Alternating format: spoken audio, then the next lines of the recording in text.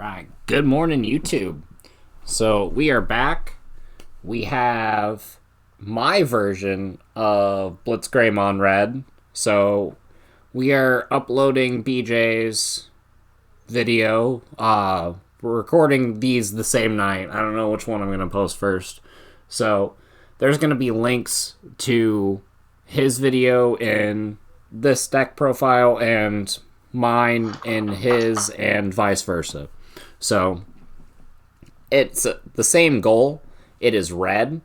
It is fast. It is aggressive. You put out basically a big Blitz Greymon with a lot of DP, and you punch through your opponent's entire security stack before they really get the chance to get established. So we have BJ in the chat with us. Hello, everybody on YouTube.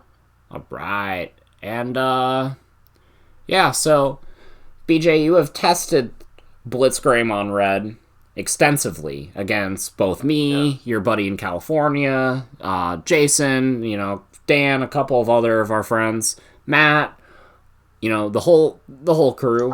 What are your thoughts about this kind of deck? Alright, so I'm going to start on a tangent here, and me and you have had this discussion before, but I'm going to have everyone start to appreciate the love that is the alternate art Blitz Greymon and how sexy it looks. But that aside... One of the best alt arts in the game, actually. Oh, yeah. I love Blitz Greymon. It gives you a cheaper alternative to play with Omnimon. Because a lot of people can't get Omnimon because scalpers, unfortunately. Sure. So I feel like this is a cheaper alternative and works better because red doesn't need all the sevens. Yes, the sevens are good. But realistically, if the main things you're going to be saying at tournaments are Rookie Rush, one Metal Greymon can swing over their entire security stack. Yeah, you got to play at least one. I feel in this style of deck.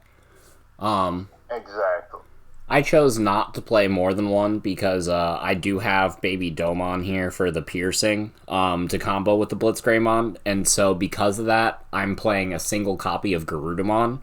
And I feel like it's a really good card to evolve over as well because you can make it sit your Blitz Greymon can pierce, check security, and draw you cards all at the same time. And this can become 9,000 off the Baby Domon, 10,000 if you have the Agumon. So maybe you can get an extra security check with the Greymon. But I'm still playing the Memory Borrower Metal Greymon. So we had a game where it was my Ulforce or my Leopard Force versus his version of this deck, and his Memory Borrowers both. I think game one they put in a crap ton of work too, but your Memory Borrowers basically won you that game. You want to talk about how the Memory Borrowers have been playtesting for you in this deck specifically? Yeah, actually, I will admit to the first one being wrong. The first time I picked up this game, I couldn't freaking stand them. I thought giving my opponent extra memory was super bad. But here's the thing about it. Learning and playtesting more, I feel like I have come to appreciate them a lot more for what they do. Sure. And, either way, let's say your opponent has a Tamer, for example. Your opponent's going to have to choke you above, 3, 4 anyway, because if they leave you at 1 to 2, you're just going to go to 3. So right. Usually when they're memory choking you, they're going to leave you above 3 anyway. So I figure it's like, all right, you're going to give me this memory, I'll give you this memory too. But if I'm so far ahead that they can't keep up, it's not even going to matter. Yeah. Plus all the reds and Blitz, like you were stating earlier during our game, a lot of them have different 3-4 costs. So if your opponent does manage to choke you at 1 before you do it, you can just memory borrow and put yourself to 4 and digivolve into anything, or drop 2 level 2/1 costs and game go wide if you need to. Yeah, and that's what you did to close out that set. He borrowed a bunch of memory, put yourself up to 4. Blitz Greymon de-digivolved my stack and then played a rookie, so that way, even if I put out a blocker, you still had an extra attack on board. I would literally need 2 blockers and to kill something, so it wasn't ideal for me, to say the least, the fact that you could gain all that extra memory. So with my build, I did something similar. Instead of playing the 3 Metal Greymon, I wanted to make room for a couple other level 5s. And my level 5s are super techy. But I play a single copy of Gravity Crush. And me and another YouTuber, WackkAttackk, I'll link his channel down below as well. Me and him have been talking about Gravity Crush quite a bit. And we both absolutely love it. This deck plays 16 rookies. BJ's plays 14. So if you really wanted, you could cut one of these rookies for a second copy of Gravity Crush. And like the level 5s are super techy as well. Like you could cut the War Growlmon for a 4th Lava Garudamon or a Groundramon, and you could cut this Growlmon for a 3rd blocker or a 4th one of any of these. But the idea was that this War Growlmon and this Growlmon delete both Vmon, and they delete Terriermon, Chewmon, Gazimon, all of those rookies that prevent you from gaining memory with your borrowers. These cards delete. So, and the Agumon as well. For those who didn't know, did you want to specify what Gravity Crush did before we go on further? Yeah, Gravity Crush is just another borrower card. It just says gain 2 memory and then at the end of the turn lose 2 memory. So it's the exact same as the Metal Greymon, except instead of 3, it's 2. But the cool thing about this, and WackkAttackk points this out in one of his videos, because he is topped yet again with Red, because he is a good player. What you can do is if they have a Memory Tamer out, and you can Gravity Crush and then end your turn afterward and put them at 1, the Gravity Crush will give them the 2 memory back and put them to 3 before their Memory Tamer will activate, because this is at the end of your turn and this is at the start of their turn. So your turn has to end before theirs can begin. So this is a fun way to work around the Memory Tamers. And you honestly could bump this down to 15 rookies. You could either remove this Agumon if you don't want to play it, or one of these to play a second one, and that would totally work. I like the ability to go wide in this deck, so I do like 5/2 drops. Yeah, that's totally understandable. But I think these tech options are really good to beat the stuff that shuts out the memory borrowers, because they're growing in popularity. This also beats like Gatsumon, and it's still an Agumon. Like, I'm playing 9 Agumons. This Greymon right here specifically needs an Agumon to get security attack +1. But this card being, like, if you have this Agumon under this Greymon, this is a 7,000 security attack +1. And against Rookie Rush, they have nothing to stop that. Against Shine Greymon, you can blow against 2 of their security easy. Purple, their security is super weak. If you get any other booster, like if you get a Digimon under it, then you can even feel comfortable swinging into green security, because they literally have to hit a Ceres in order to delete you. So, yeah, it just puts on a lot of aggression. Exactly. And I like that a lot. So, especially finding spicy text for good medical. So, yeah, and it's one of those decks that it's like, that's where the meta's at right now. And I feel like this deck, as well as BJ's, can really capitalize a lot off of gaining a bunch of memory. Either putting more bodies out and making a bigger push, or evolving up an extra time so that you can maybe get into one of these.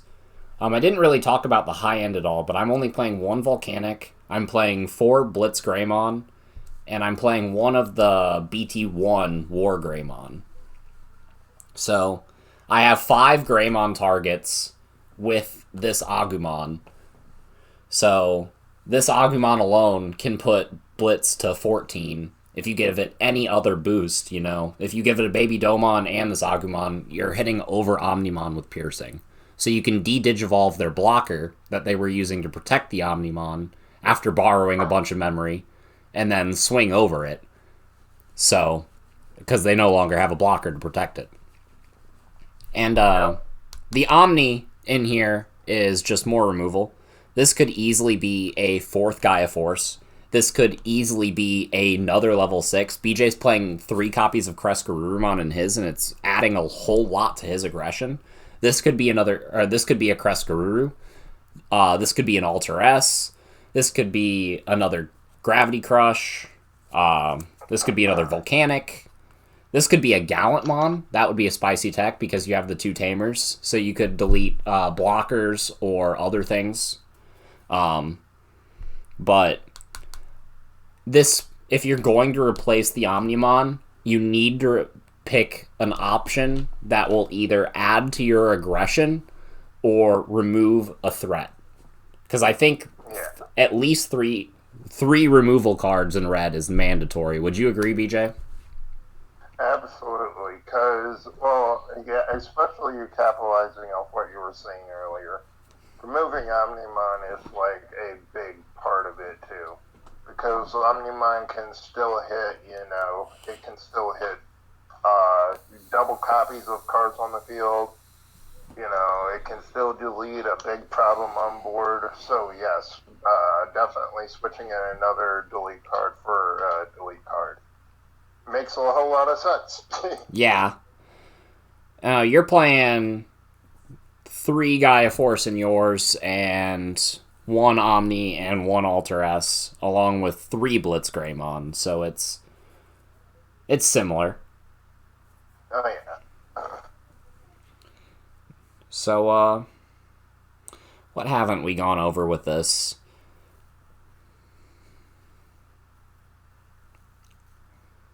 Well, I think that's about everything. Yeah, it's... I think that covers it.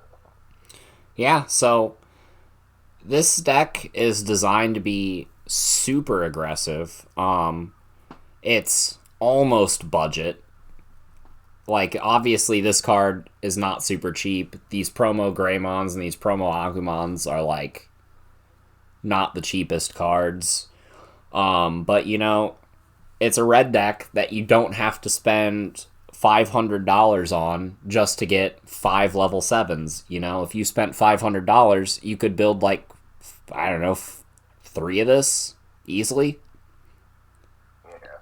Even with the Omnis. Yeah. Nah. Maybe, actually. Yeah, because Garudamon is dirt cheap. We're getting reprints, and you know how reprints and TCGs go. Yeah, it's just Bandai's really pushing to get it all, get everyone they get through MSRP, which I enjoy. Props to Bandai. Yeah, no, I think they're handling it as well as they can, especially with the fact that demand for this game is way higher than they can produce product for.